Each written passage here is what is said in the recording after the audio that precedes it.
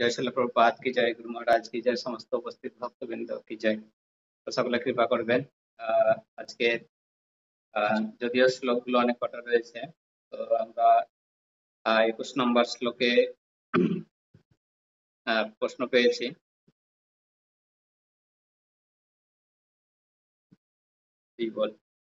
তো গুণাতীত ব্যক্তির মহিমা শ্রবণ করার পর অর্জুন সেই গুণাতীত ব্যক্তির লক্ষণ, আচরণ ও কার্য সম্পর্কে জানার জন্য ভগবানকে কি করেছে, 3টি প্রশ্ন করেছে, যেটা আমাদের 21 নম্বরে রয়েছে।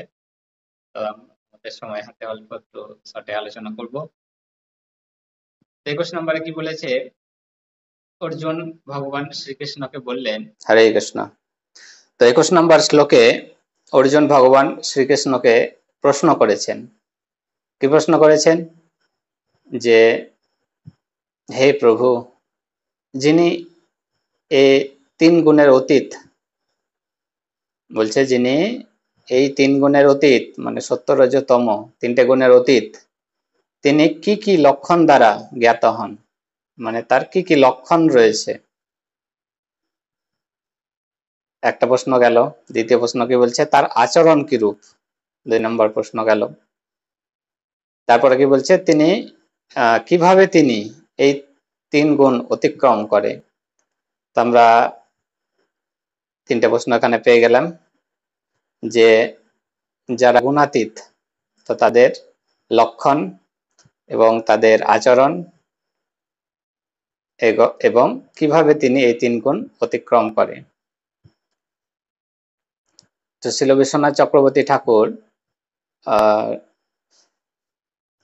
দ্বিতীয় অধ্যায়ের 54 নম্বর শ্লোকে যে সুন্দরভাবে অর্জুনের যে স্থিতপ্রজ্ঞ ব্যক্তির লক্ষণ সম্পর্কে জানতে চেয়েছিলেন, কিন্তু তখন তিনি স্থিতপ্রজ্ঞ ব্যক্তির কিভাবে গুণাতীত হন তা জানতে চাননি, এখন তা জানতে চেয়েছেন। তো আমরা দ্বিতীয় অধ্যায়ের 54 নম্বর শ্লোকে কি দেখেছিলাম, যে স্থিতপ্রজ্ঞ ব্যক্তির লক্ষণ কি কি। তো কিন্তু গুণাতীত কিভাবে হয় সেটাই তখন জিজ্ঞেস করেনি, এখন ভগবানকে জিজ্ঞেস করছে। আমরা অর্জুনের 3টে প্রশ্ন পেয়ে গেলাম 21 নম্বর শ্লোকে। এবার 22 থেকে যে 25 নম্বর শ্লোক রয়েছে, তো সেখানে ভগবান উত্তর দিয়েছেন। কি বলেছেন একটু আমরা অনুবাদটা দেখে নেব। যিনি প্রকাশ, প্রবৃত্তি ও মোহ উদিত হলে দেশ করেন না এবং তা নিবৃত্ত হলেও আকাঙ্ক্ষা করেন না, যিনি উদাসীনের মতো অবস্থিত থেকে ত্রিগুণের কার্যের দ্বারা বিচলিত হন না, বরং গুণসমূহকে তাদের স্ব স্ব কার্যরত জেনে অচঞ্চল হয়ে অবস্থান করেন, যিনি আত্মস্বরূপে অবস্থিত এবং সুখ ও দুঃখে সমভাবাপন্ন,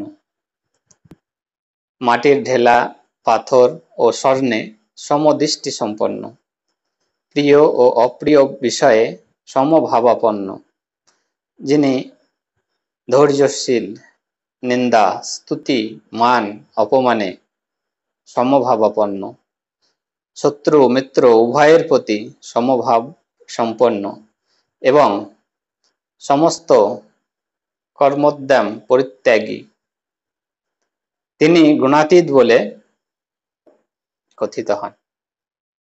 তো এই হচ্ছে 22 থেকে 25 নম্বর শ্লোকের অনুবাদ। তো এখানে আমরা গুণাতীত ব্যক্তির যে সমস্ত লক্ষণগুলো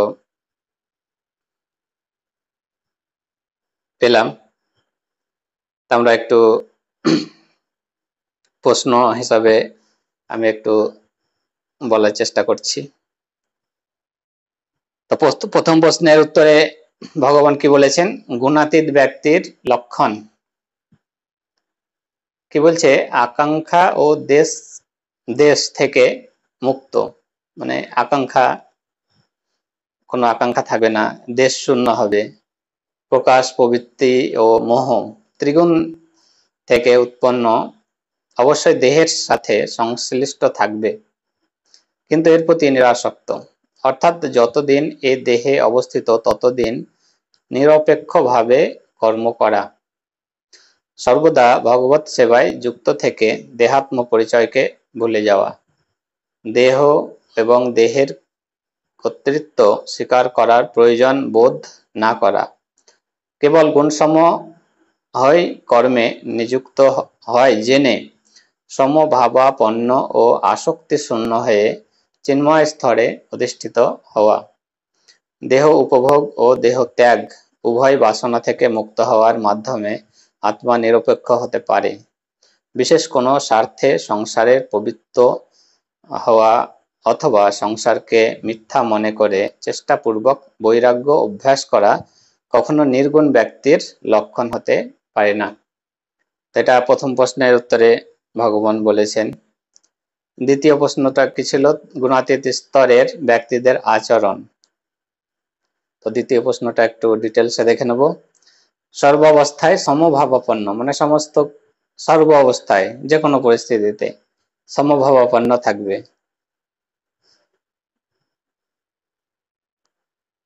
আমরা এই জিনিসটাই পারি না আর কি। সর্ব অবস্থায় সমভাবাপন্ন, এটা অত্যন্ত কঠিন আর কি। আমরা আমি একটি গল্প বলার চেষ্টা করছি, যে সেই রকম এক সন্ন্যাসী ও রাজার গল্প আর কি। তো প্রাচীন ভারতে একবার মানে এক রাজা ছিল, রাজা বিক্রম সেন। তিনি ছিলেন ধর্মপরায়ণ, কিন্তু মনে শান্তি খুঁজে পাচ্ছিলেন না। একদিন তিনি শুনলেন যে অরণ্যের গভীরে একজন পরম জ্ঞানী সন্ন্যাসী বাস করছে, যিনি সত্যি গুণাতীত আর কি, অর্থাৎ সত্য রজতম 3 গুণের ঊর্ধ্বে। তো রাজা সেখানে হাতি চেপে বিভিন্ন সৈন্য সামন্ত নিয়ে গেলেন এবং সঙ্গে কি নিয়ে গেলেন? সোনার মানে সোনার থালায় করে আর কি বিভিন্ন রকমের ফল, মিষ্টি, আরো বিভিন্ন মণিমাণিক্য সমস্ত কিছু নিয়ে গেলেন। কোথায় নিয়ে গেলেন? সেই সন্ন্যাসীর কাছে। তো সন্ন্যাসী তখন ওই সেই জঙ্গলে নদীর ধারে বসে কি করছে? ধ্যান করছে। রাজা তখন মাথা নত করে প্রণাম করলেন এবং বললেন, হে মহাত্মা, আমি জানতে চাই যে আপনি কেমন ভাবে গুণাতীত মানে হয়েছেন আর কি। আমি আপনাকে আমার রাজ্যের মানে সবচেয়ে সম্মান দিতে চাই আর কি, আপনি যে মানে গুণাতীত হয়েছেন বলে আর কি। তো সন্ন্যাসী তখন কি করলো? চোখ মেলে রাজার দিকে তাকালেন এবং হাসলেন আর কি।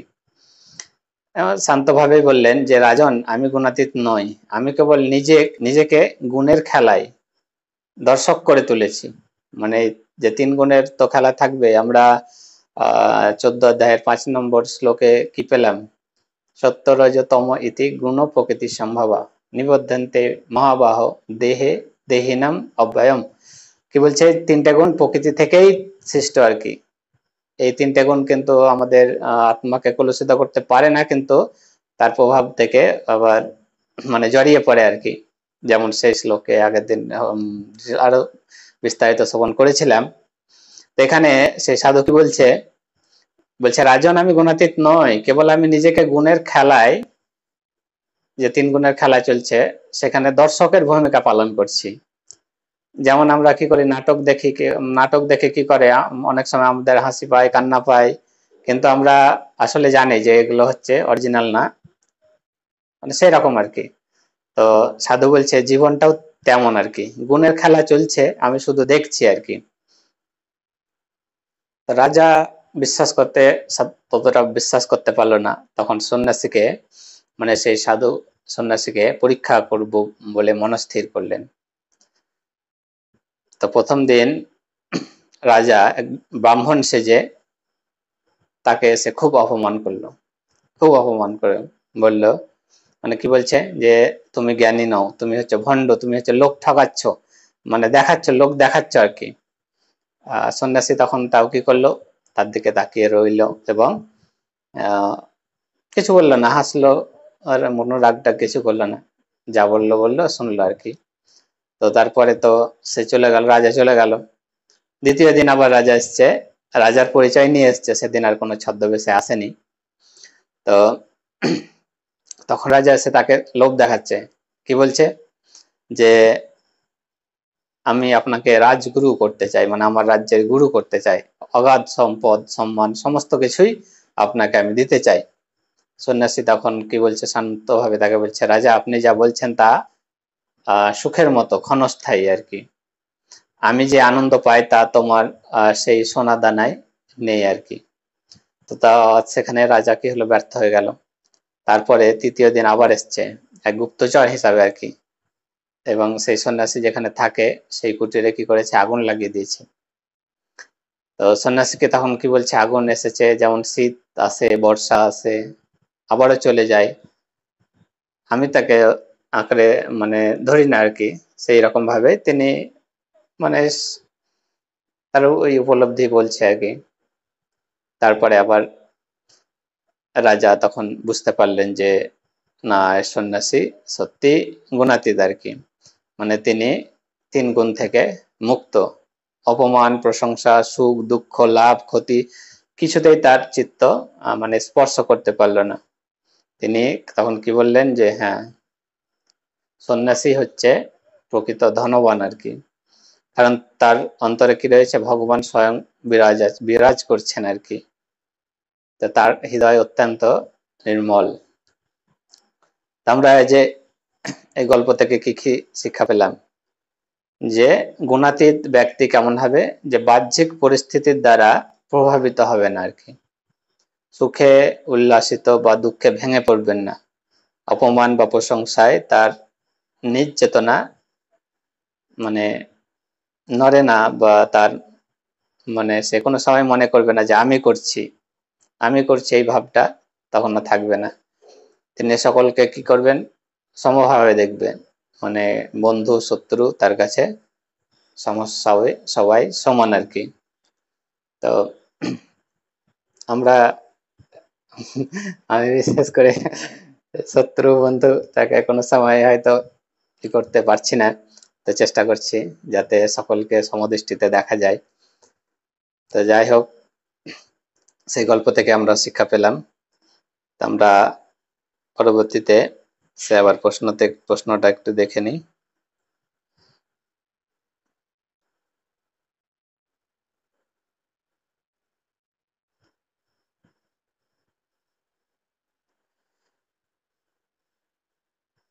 তো দ্বিতীয় প্রশ্ন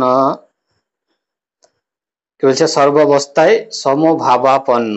তো আমরা কি দেখতে পেলাম সেই সন্ন্যাসীর চরিত্র থেকে, সে যাই হচ্ছে দুঃখ কোনো কিছুতেই তার কোনো নাই, সে কি বলছে, আমি দর্শকের ভূমিকা পালন করছি, নিন্দা প্রশংসা সম্মানে অপমানে সুখে দুঃখে ইচ্ছা অনিচ্ছায় সমভাবাপন্ন।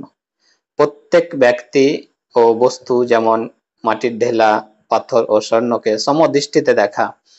তো এখানে যে মাটির ঢেলা পাথর সোনাকে তো আমরা সবসময় বলে যে যে যত বলে মানে সোনার উপর প্রশংসা করে, যে সোনার গহনার উপর, তো কি বলছে, মাটির ঢেলা পাথর ও স্বর্ণকে সমদৃষ্টিতে দেখা, সমদৃষ্টিতে দেখতে হবে। যেমন আমরা আমাদের পূজনীয় প্রভুদের কাছে আমরা সেই গল্পটা শুনেছিলাম, সনাতন গোস্বামীর সেই গল্পটা, তিনি সেই কষ্টি পাথর সেই পাথরকেও কি করেছে, একটা মানে ছায়ের মধ্যে, মানে একটা মানে খারাপ জায়গার মধ্যে রেখে দিয়েছে আর কি। তো সেই ভক্ত যখন মহাদেবের বর পেয়ে এসছে যে এরকম আপনার কাছে মহাদেব পাঠিয়েছে, আপনি কিছু আমাকে দান করবেন বলে, তখন বলছে যে ওখানে কোথাও আছে ওই আবর্জনার মধ্যে খুঁজে নাও আর কি। তো সেখান থেকে বোঝা যাচ্ছে যে তারা ছিল গুণাতীত ব্যক্তি আর কি, তাদের প্রতি কোনো মানে সেই সোনা পাথরকে কোনো লোভ ছিল না। তো কি বলছে, বন্ধু শত্রু উভয়ে সমদৃষ্টিতে দর্শন করেন,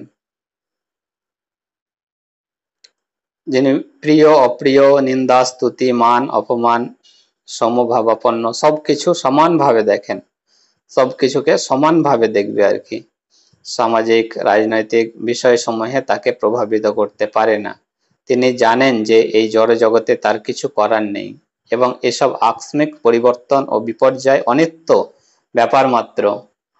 নিজের কোনো কিছুর জন্যই তিনি কোনো রকম প্রচেষ্টা করেন না, কিন্তু শ্রীকৃষ্ণের জন্য সবই করতে পারে। থেকে বলছে ভগবান শ্রীকৃষ্ণের জন্য সবই করতে পারে। তা সেরকম একটি গল্প রয়েছে, আমরা আরেকটু গল্পটা শ্রবণ করব। সেই গল্পটা হচ্ছে গোপীবালা নামে এক কুমারী মেয়ে ছিল একটি। মানে আহ তার ছোটবেলাতেই তার বাবা মা কেউ ছিল না, মানে মারা গেছিল আর কি। তো তিনি একাই খুব কষ্ট করে, মানে আস্তে আস্তে এবার বড় হচ্ছে আর কি, কষ্ট করে নিজে আহ ছোট থেকে চাহিয়ে চিনতে মানে খেয়ে দিয়ে বড় হয়েছে। কিন্তু তার মধ্যে একটাই গুণ ছিল, তিনি সব সময় মানে তার মুখে সব সময় ভগবানের নাম ছিল।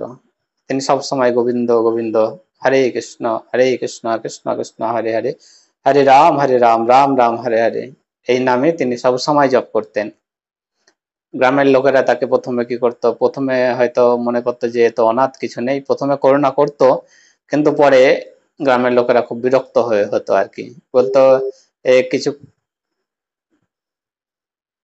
বলছে কিছু কাজ টাজ কিছু করে না, সব সময় শুধু কৃষ্ণ কৃষ্ণ কৃষ্ণ করছে, কাজ কাম কিছুই করছে না।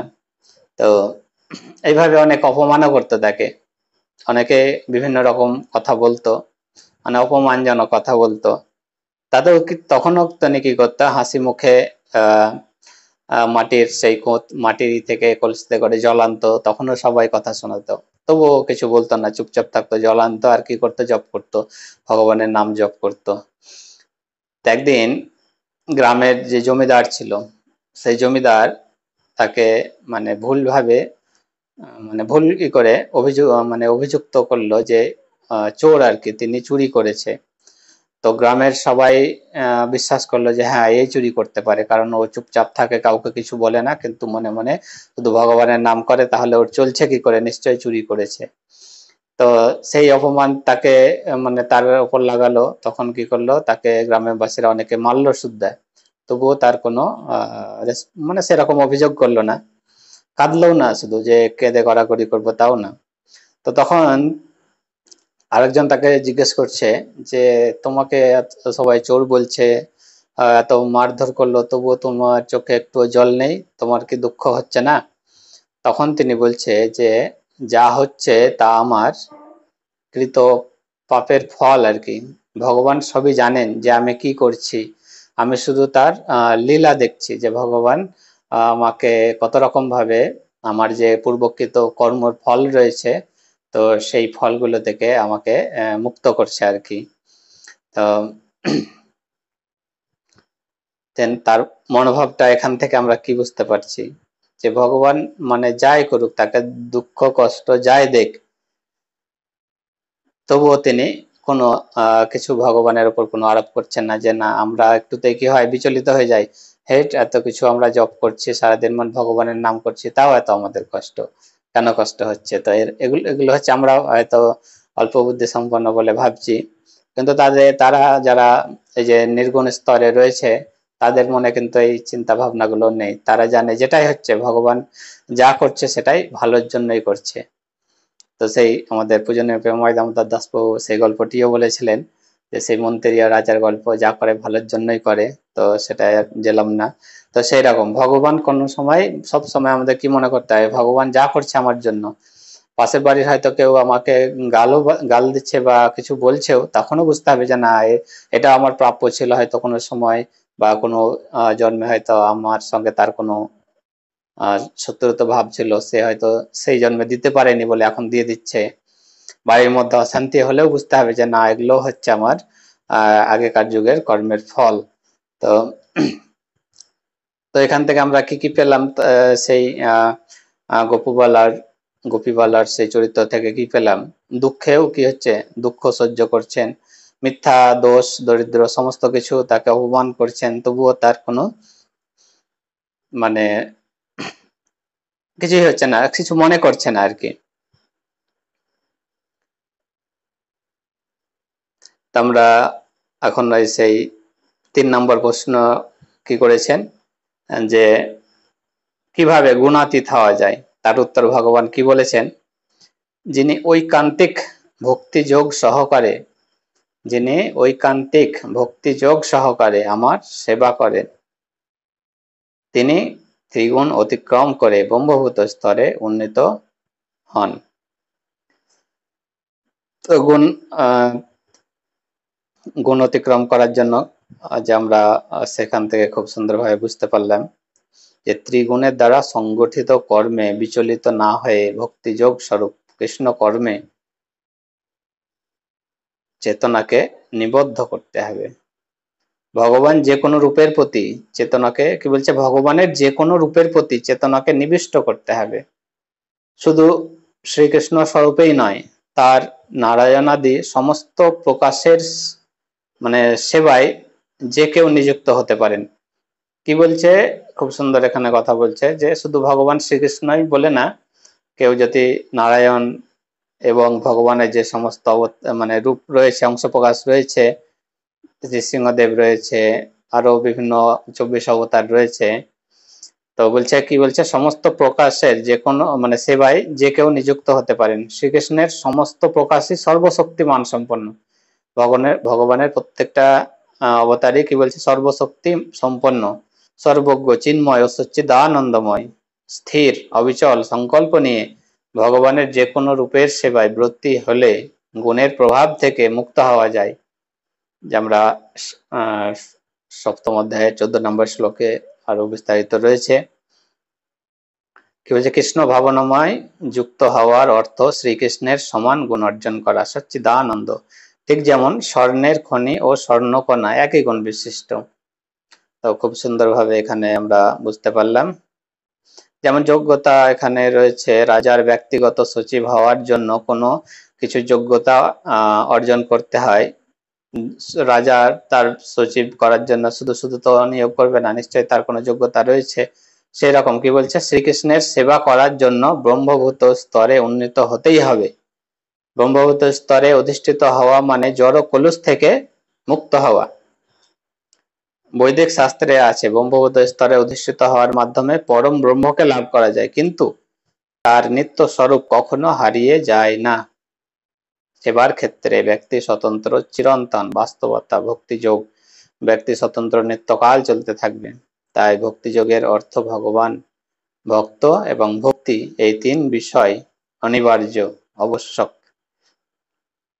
খুব সুন্দর কথা বলছে, ভক্তিযোগের অর্থ হচ্ছে ভগবান, ভক্ত এবং ভক্তি।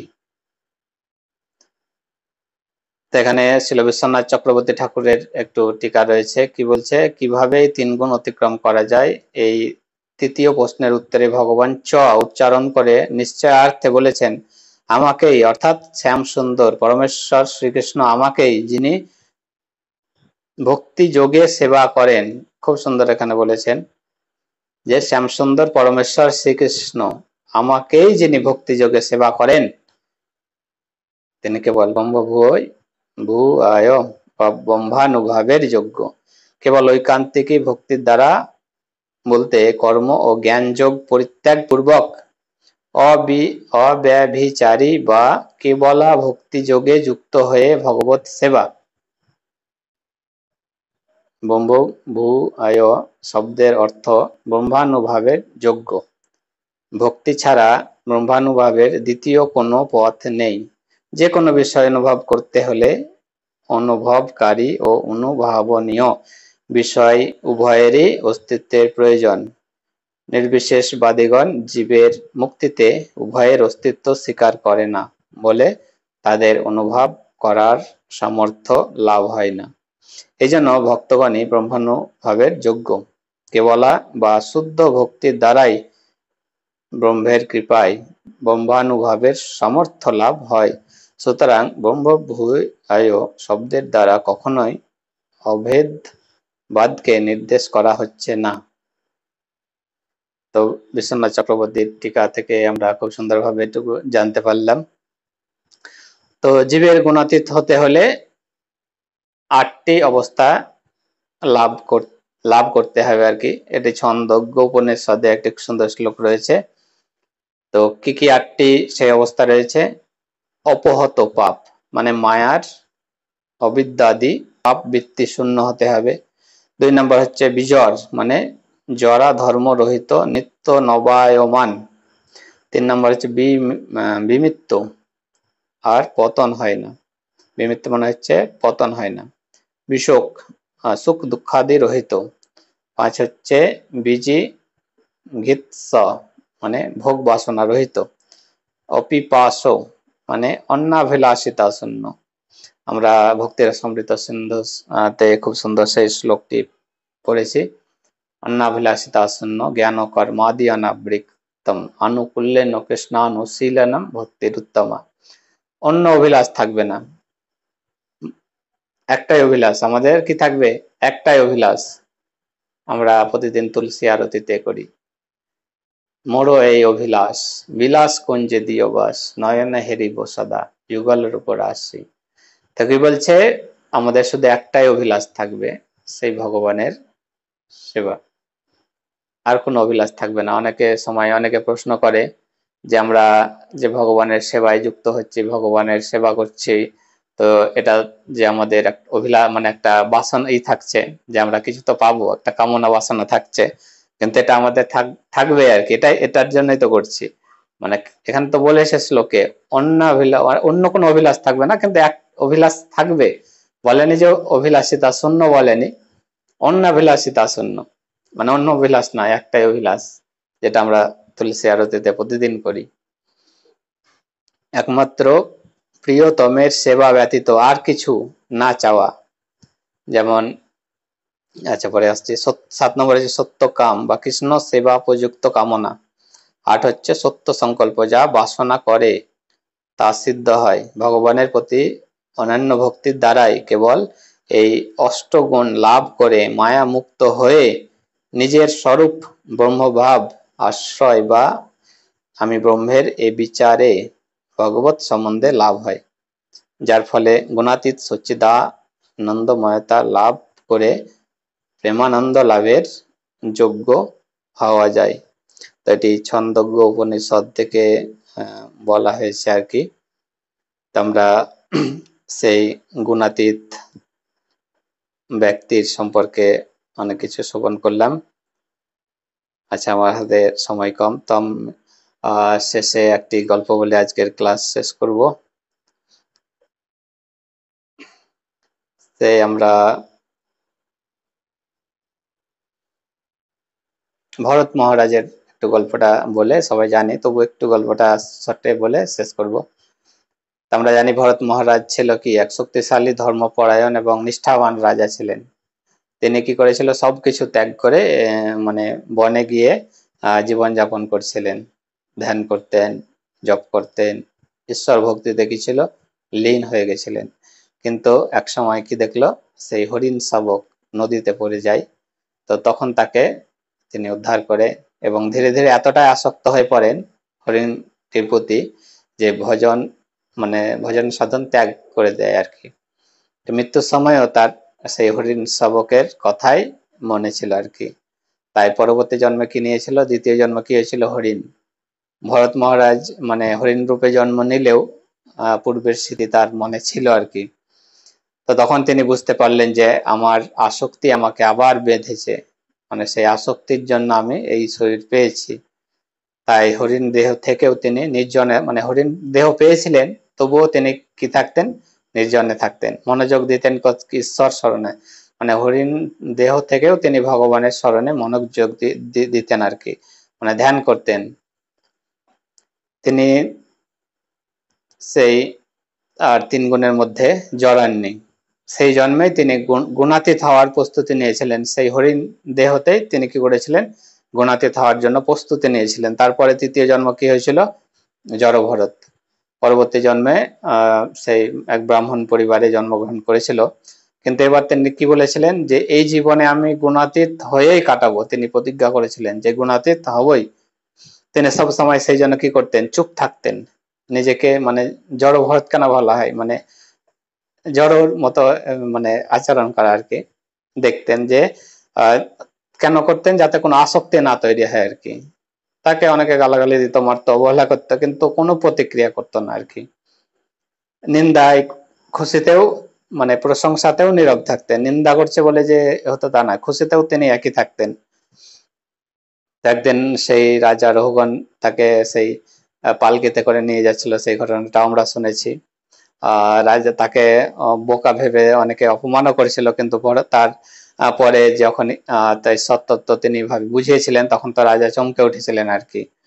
তখন ভরত মহারাজ কি বলেছিলেন যে আমি দেহ নয়, মন নয়, গুণ নয়, আমি হচ্ছে আত্মা, গুণের খেলা চলুক, আমি শুধুমাত্র দর্শক আর কি। তো এই 3 জন্ম মিলে মানে যে মেন আমাদের শিক্ষাটা কি, সুখে দুঃখে সম, প্রিয় অপ্রিয়তে সম আর কি, মানে কর্মত্যাগ, গুণে অনাসক্ত, ঈশ্বর স্মরণে স্থিতি। তো ভরত মহারাজের এখান থেকে আমাদের কি শিক্ষা, যে যে 3 গুণ রয়েছে সত্য রজ তম, আমাদের পরপর জন্মে বেঁধে রাখছে। এই যে আমাদের 3 গুণ থাকবেই, আমাদেরকে এই 3 গুণে কি করছে, আমাদেরকে বেঁধে রাখছে। তো আমাদেরকে এই 3 গুণ থেকে মুক্ত হতে হয়, মানে হতে হলে যে সমস্ত আমাদের যে 3টে প্রশ্নের মধ্যে ভগবান উত্তর দিয়েছেন, তো সেইভাবে আমরা যাতে পালন করতে পারি, সকলে কৃপা করবেন যাতে আমিও সেই সমস্ত গুণগুলো আস্তে আস্তে অর্জন করতে পারি। কারণ জড়জগতে যে 3 গুণের প্রভাবে প্রত্যেকে কোনো না কোনো গুণের প্রভাবে রয়েছে, যারা হয়তো ভক্তি পথে আসছেও না, তা আমরা মনে করছি যে সে ভক্তি করছে না কেন, কিসের জন্য করছে না, সে কিন্তু সেই গুণের মানে প্রভাবে এত আকৃষ্ট মানে জড়িয়ে রয়েছে, যার ফলে হয়তো ভক্তি পথে আসতে পারছে না। কিন্তু আমরা যারা হয়তো ভক্তি পথে একটু আসতে পেরেছি, তো আমাদের প্রত্যেকেরই উচিত যে তাদেরকেও যে কোনো ভাবে ভক্তি পথে নিয়ে আসা আর কি। মানে তারা যেহেতু কেউ যদি পাঁকে মানে কাদায় পাঁকে পড়ে যায়, তো তাকে তো ও নিজে কোনো মতে উঠতে পারবে না, এক পা যখন বাড়াবে তখন আর এক পা আবার পোতা পড়ে যাবে। আমরা যখন ছোটতে অনেক সে খেলতাম আর কি, এক পা দিতে গেলে আর পাকে পোতা পড়ে যায় আর কি, কোনো মতে নিজে নিজে উঠতে পারবে না। আমরা কি করি, তাকে যদি সেই হাত ধরে যদি আমরা টেনে তুলি, তাহলে কিন্তু উঠতে পারবে। তো সেরকম আমরাও 3 গুণে থাকবো, তবুও আমরা যদি আহ ভগবানের সেবায় যুক্ত থাকি, তো আস্তে আস্তে সেই পাক থেকে উঠতে পারবো। জয় শিলা প্রভুপাদ কি জয়, গুরু মহারাজ কি জয়।